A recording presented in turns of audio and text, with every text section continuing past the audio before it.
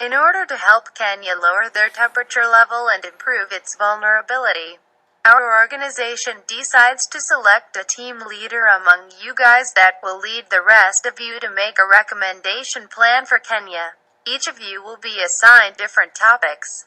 Be well prepared, and I will score your presentations and performance. The presentation will be 1 p.m. on next Friday. See you around.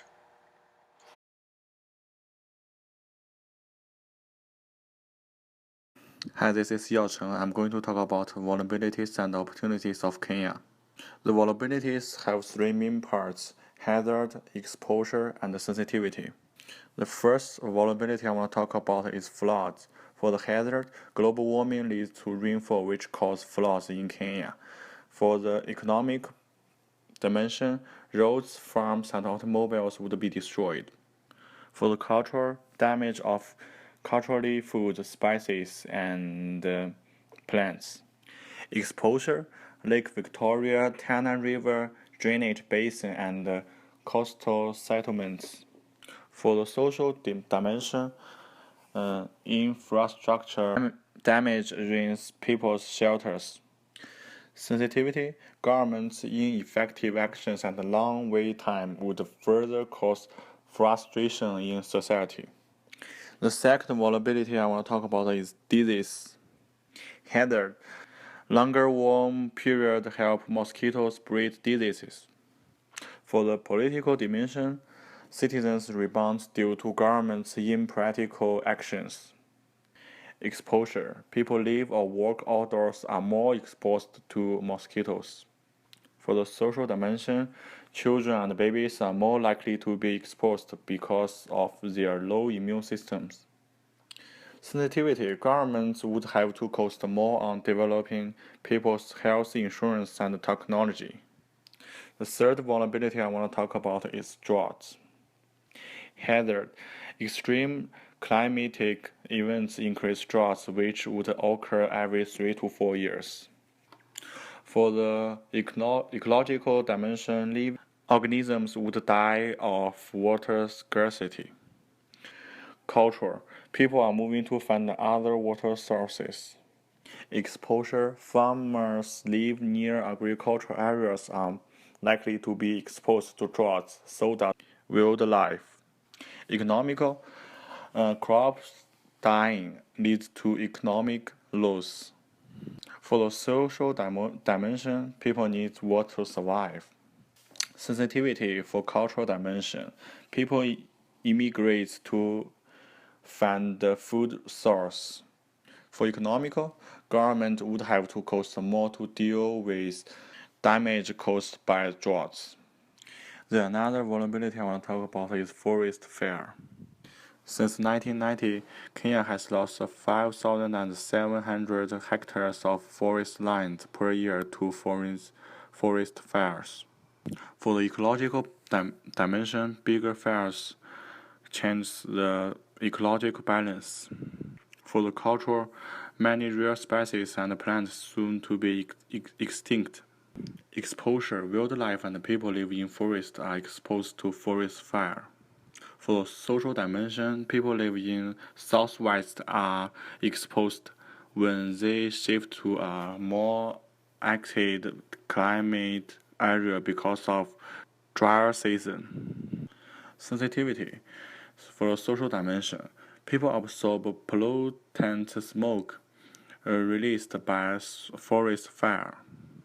The opportunity of Kenya is enhance climate resilience. Ecological change for the social dimension, more designed infrastructure to deal with the problem caused by the extreme events such as dams for droughts. For the culture, people in Kenya have more developed ways to deal with climate change. Prospect for the economical dimension, economic growth will be quicker by reducing the economic loss. Exposure for social dimension, people's living standard enhanced by improving climate resilience. That's all I want to talk about vulnerabilities and opportunities of Kenya. Thanks for listening.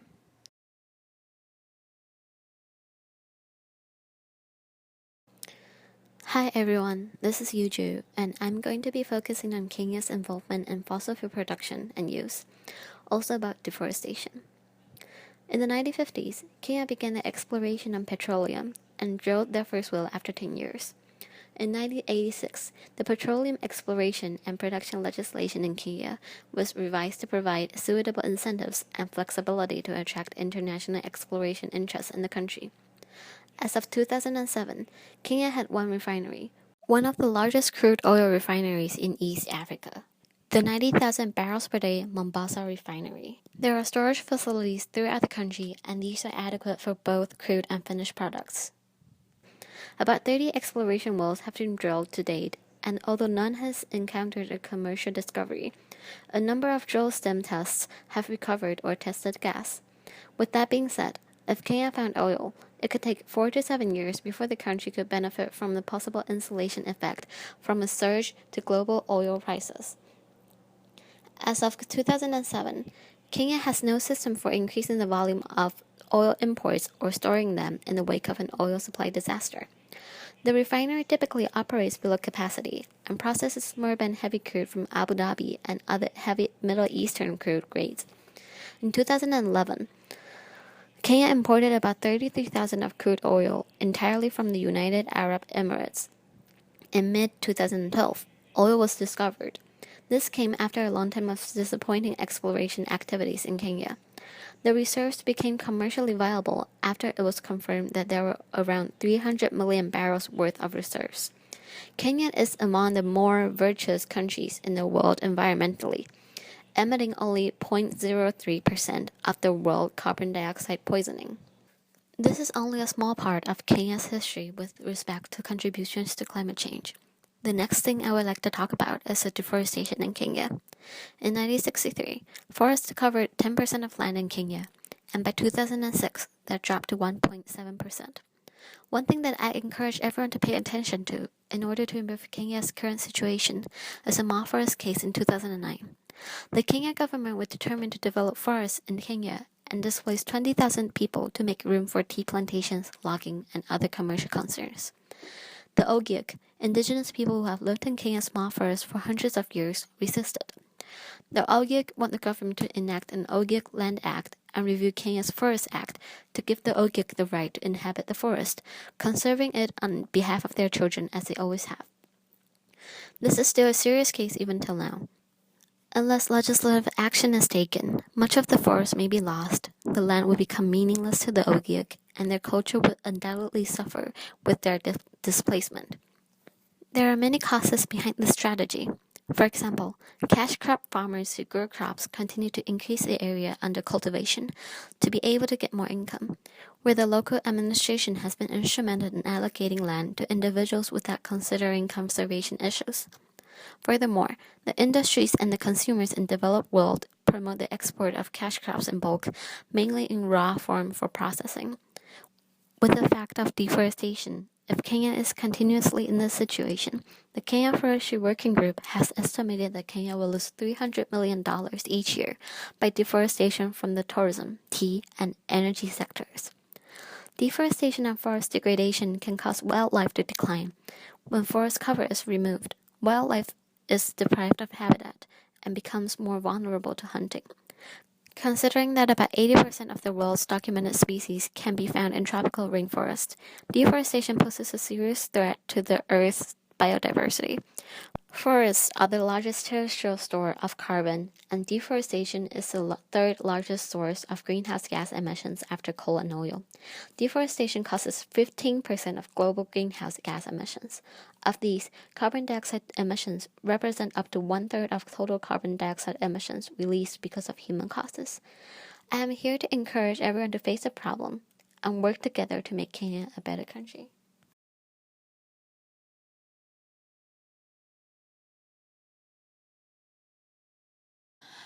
Hi, I'm Jianing Zhang. First, I would like to talk about dominant lifestyles in Kenya.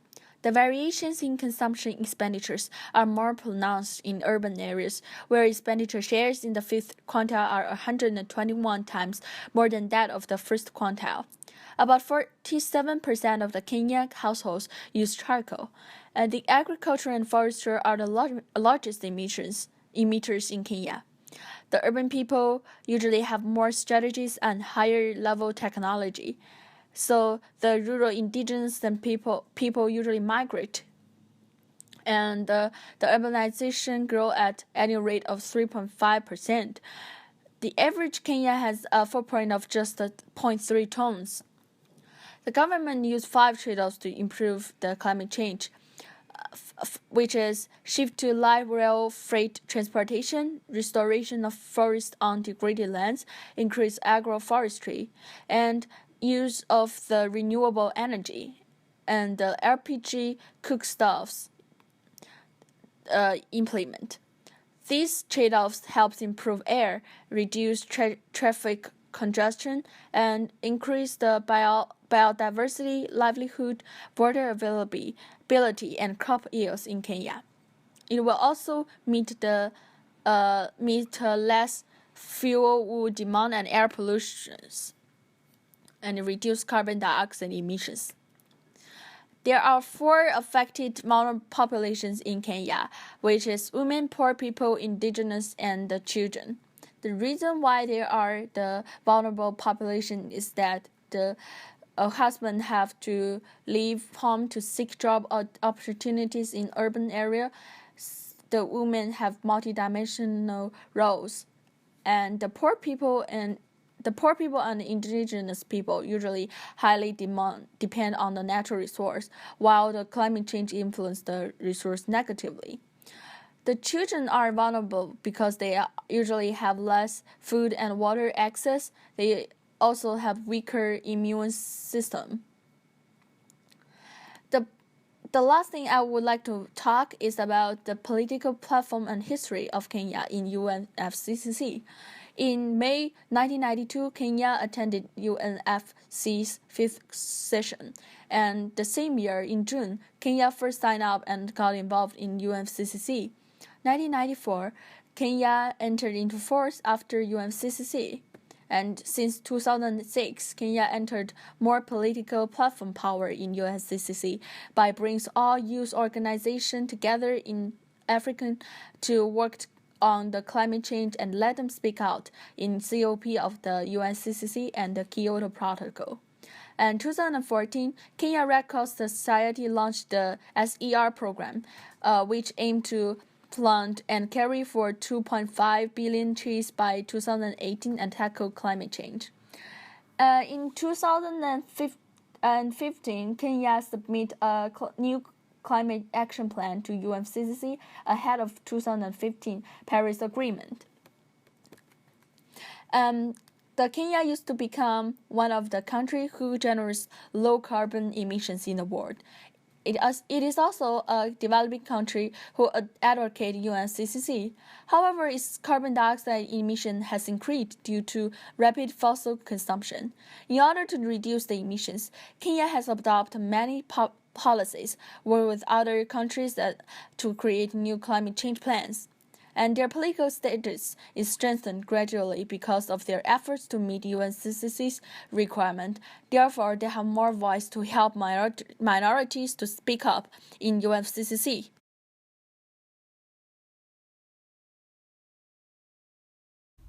Hi, this is Ling Xuan.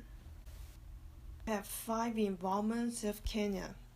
The first one, Kenya has formally submitted its INDCS at December 2015. It adopted at the 19th and 20th sessions of the Conference of the Parties to the UNFCCC.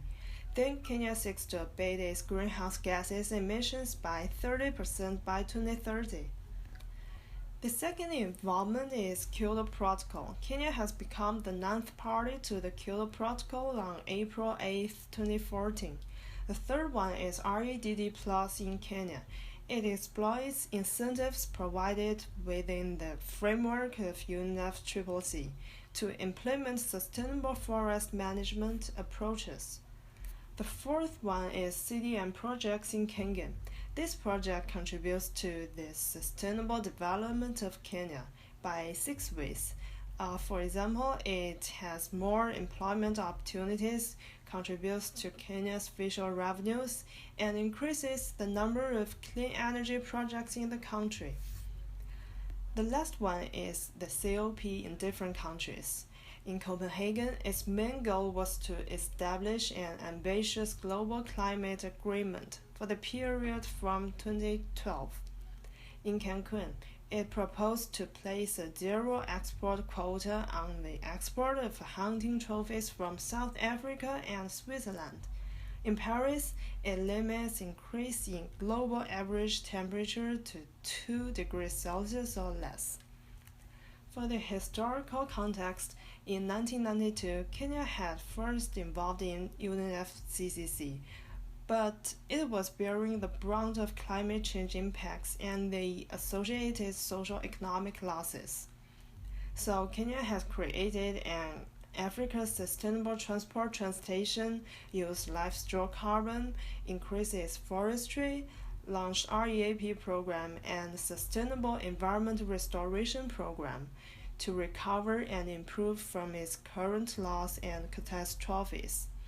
Then Kenya seeks to abate its greenhouse gases emissions by 30% by 2030. Most recently, Kenya has published over the 3 national strategies on climate change. As a result of the previous actions, 44,000 women and children were out of extreme poverty. 60,000 trees per year were saved. Deforestation was slowed, bring economic benefits of 188 million per year, and 4.5 million people have access to safe drinking water. Good job, guys. You've all brought up critical issues about Kenya which should be concerned. However, I have to pick one candidate out of you 4 to be the leader. The one being chosen has to lead the other candidates to use your current research and findings in order to give reasonable recommendations for Kenya and provide sufficient reasons to prove it. Now, I've made up my mind, and the winner goes to Jail Chenga.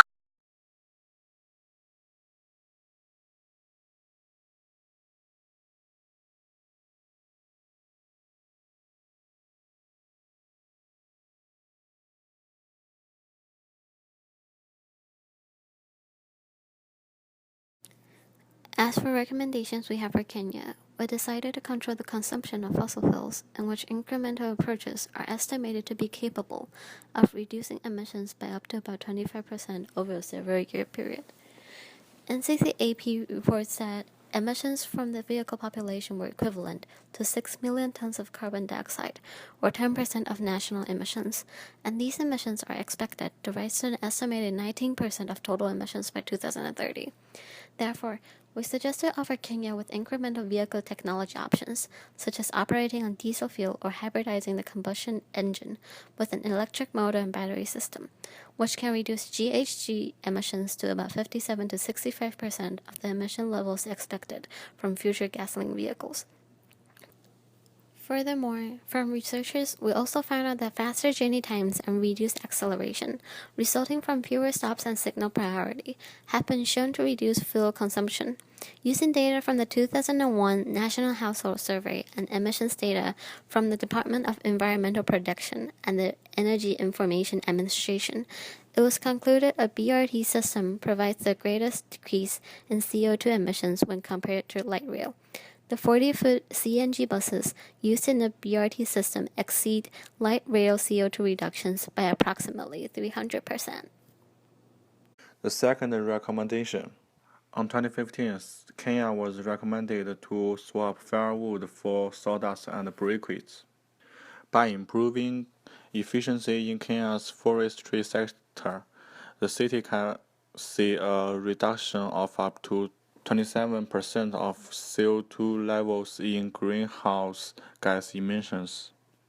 For charcoal production, improved technology can cut the amount of wood needed to produce 1 kilogram of charcoal from 10 kilogram to as low as 3 kilogram. Charcoal and firewood in cooking stoves.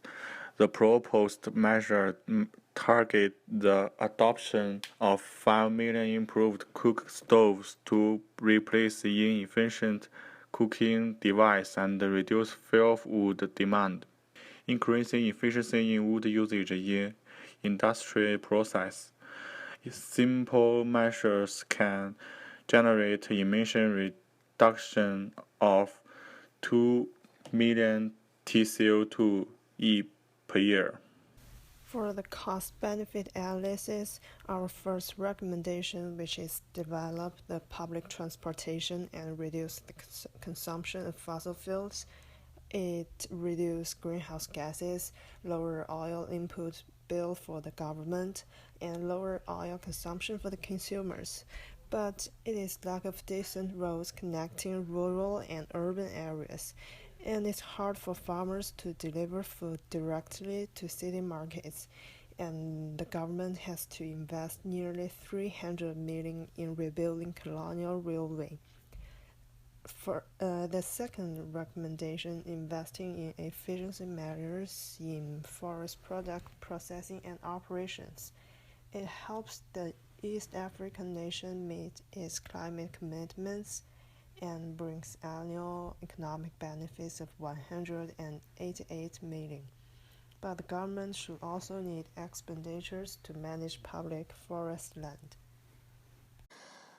Based on the recommendation that we made, the following vulnerable populations will definitely be affected.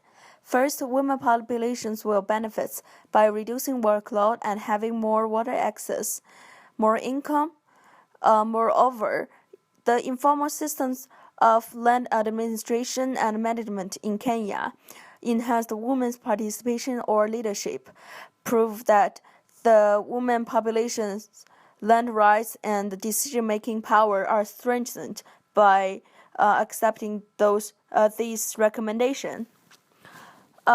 Secondly, the children population will benefit as well by being more adaptable to the climate change, get rid of the poverty, and less people for having asthma. A study reported that alternative transportation policies initiated during the busy 1996 Summer Olympics in Atlanta reduced ozone by about 30% and decreased 40% of asthma attacks, provides the evidence. However, the indigenous population will be harmed by suffering violent evictions and losing their homes. For example, the indigenous forest is fast destroyed under KFS control as profit-making plantations and agriculture replaced. And thanks for viewing our presentations.